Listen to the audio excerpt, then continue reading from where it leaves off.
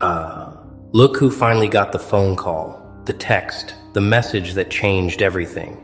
You know the one I'm talking about. The one where someone who saw it all, someone who was there from the beginning, someone who had a front row seat to your entire nightmare, finally broke their silence and said those words you've been waiting years to hear. I saw everything. You were right. They lied. Oh, that moment. That beautiful, terrifying, earth-shattering moment when the truth stopped hiding and decided to put on a spotlight instead. Welcome back, or better yet, welcome to the beginning of their end. Because the second that witness opened their mouth, the second that observer decided loyalty to truth mattered more than loyalty to cowards, everything shifted. The ground beneath their lies cracked wide open, and now they're scrambling, hiding, deleting, pretending, rewriting history in real time like their lives depend on it. Because guess what? Their reputations do. For months, maybe years, you stood alone in your truth while they built empires out of fiction. And everyone believed them because they were loud, they were many, they were convincing. And you were just one voice, one story, one perspective they painted as bitter, damaged, delusional. But now there's a second voice, a third voice, a witness who wasn't supposed to talk. And suddenly their castle made of cards is caught in a hurricane, and they can't stop it. They can't control it. They can't manipulate it. Because this time the truth isn't coming from you. It's coming from someone they trusted, someone they thought would stay silent forever, someone who just became their worst nightmare. Let's get something absolutely clear right now. Because this moment, this revelation, this confirmation you've been praying for didn't happen by accident. That witness didn't wake up one random Tuesday and decide to grow a conscience. No, they watched you. They watched you survive what was designed to destroy you. They watched you carry yourself with dignity when they expected you to crumble. They watched you rebuild when they thought you'd stay broken. They watched you refuse to become the monster they tried to turn you into, and something inside them snapped. Maybe it was guilt.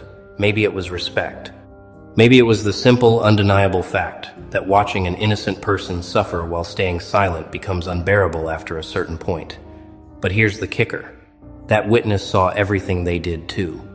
Every manipulation, every lie, every coordinated attack, every whispered plan, every fake smile, every public betrayal disguised as concern.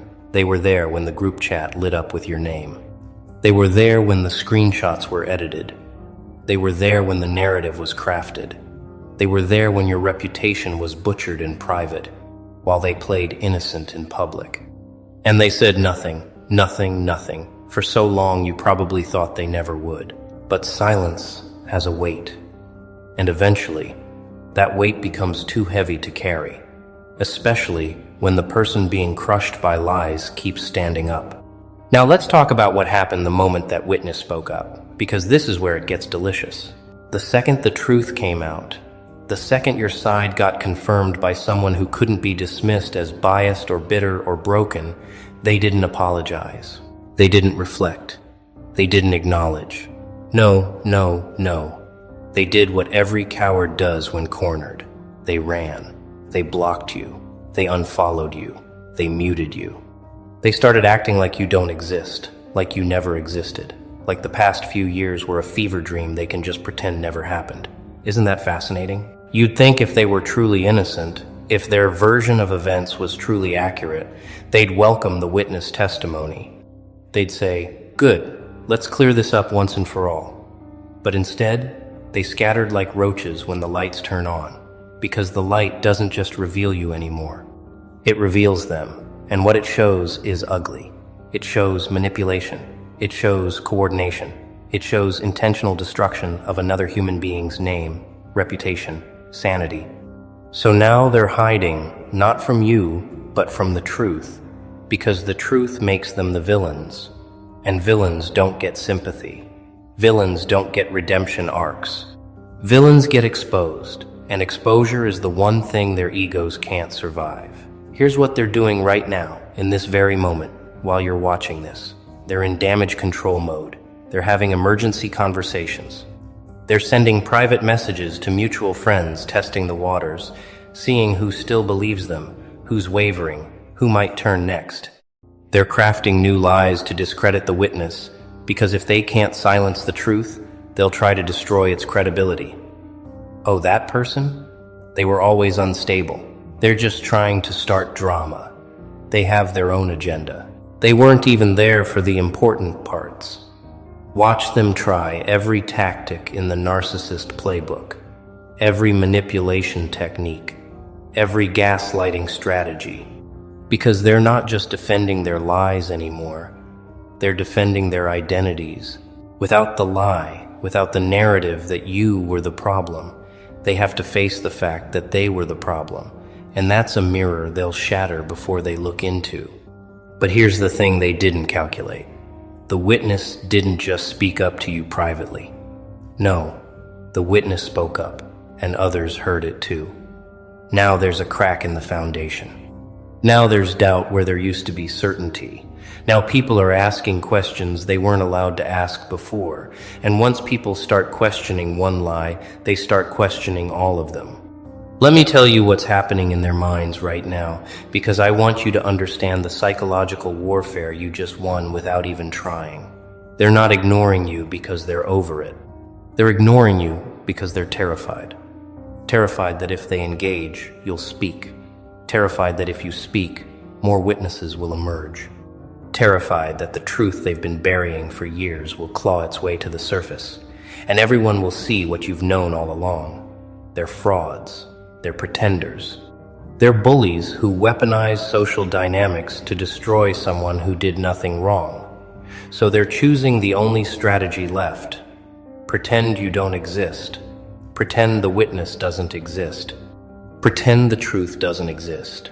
Build a new reality where this never happened, where you were never part of their lives, where the past is erased and they can start fresh with a clean slate. But here's the problem with that strategy. You can't erase a person who's still standing. You can't delete a truth that's already been spoken. You can't rewrite history when there are witnesses with receipts. They can pretend all they want, but pretending doesn't change reality. It just makes them look more guilty. And the more they hide, the louder their silence screams the truth they're desperate to suppress. You didn't need to say a word. The witness said it for you. And now they're drowning in the consequences of their own actions, and there's no lifeboat coming. Let's dissect this beautiful moment of karma, shall we?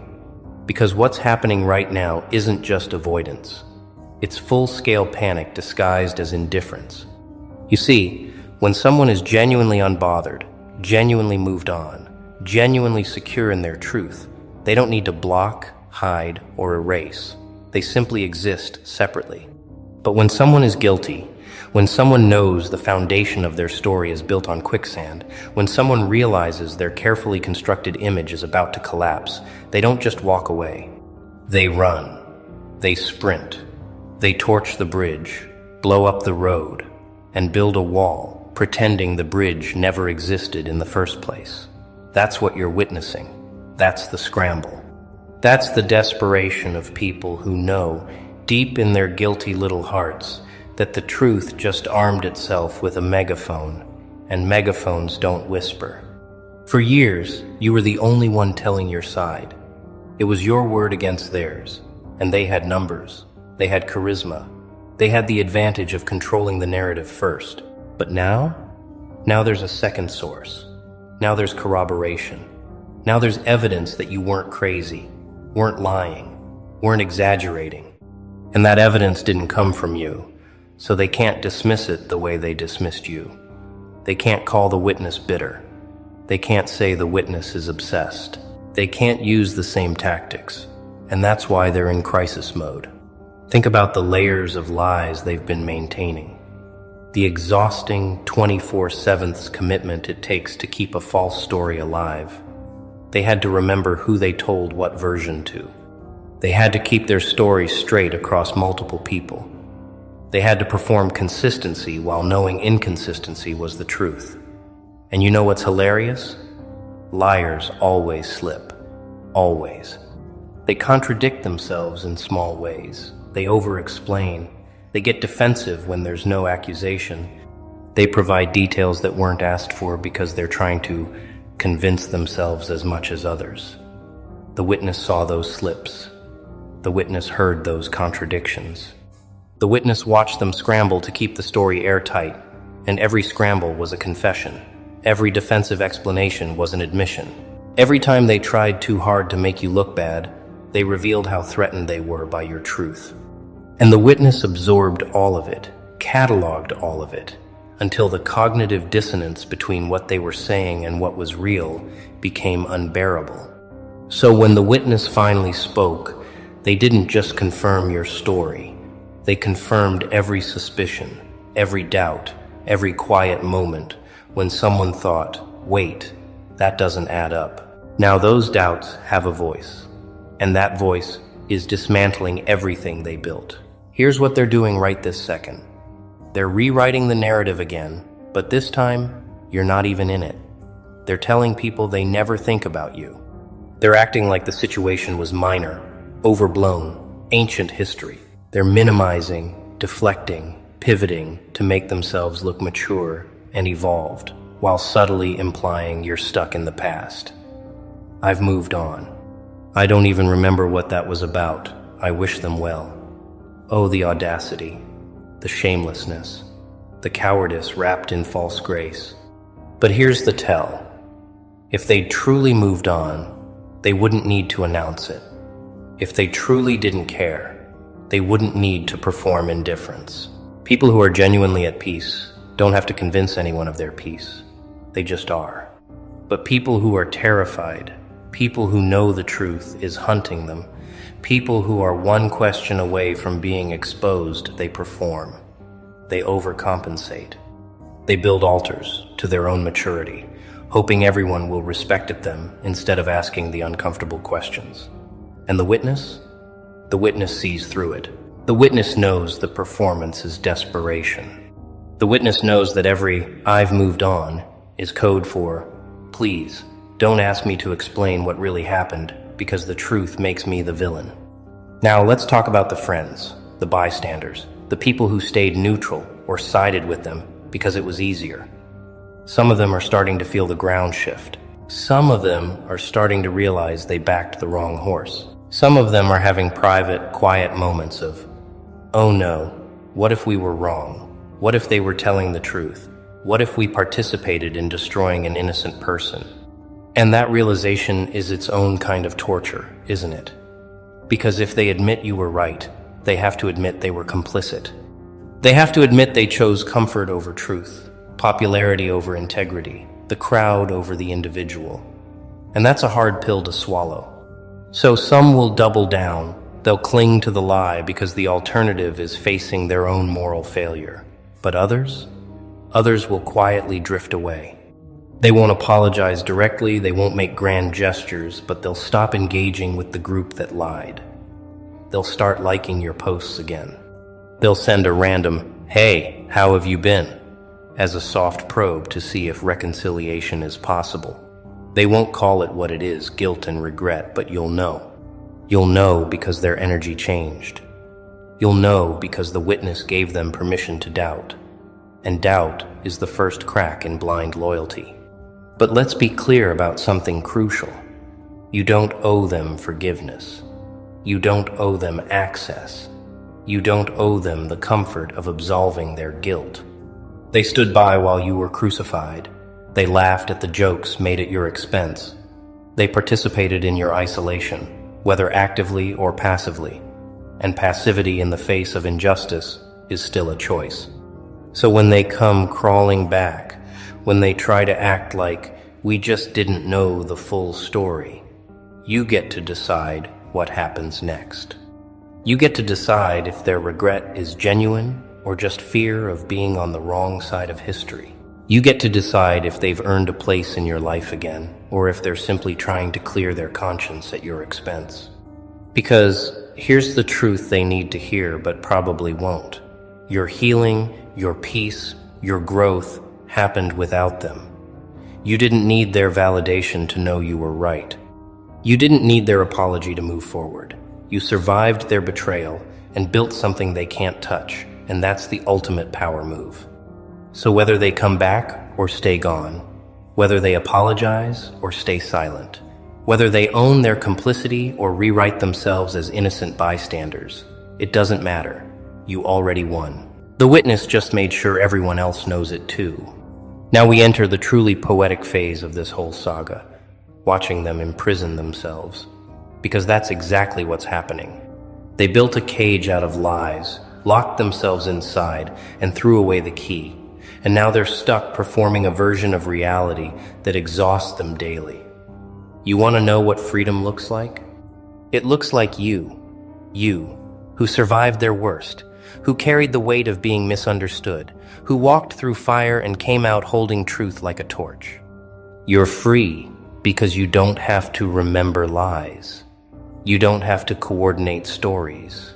You don't have to check over your shoulder wondering when the truth will catch up. But them? They're running a marathon with no finish line. And every day they have to maintain the illusion, avoid the questions, dodge the witness, pretend you don't exist, and convince themselves they're the good guys in a story where they're objectively the villains. That's exhausting. That's a special kind of self-inflicted suffering. And the beautiful irony? They did this to themselves. Every lie they told added another bar to their cage. Every person they manipulated became another lock. Every time they chose deception over honesty, they made their prison smaller, tighter, more suffocating. And now the witness confirmed it all, and the walls are closing in.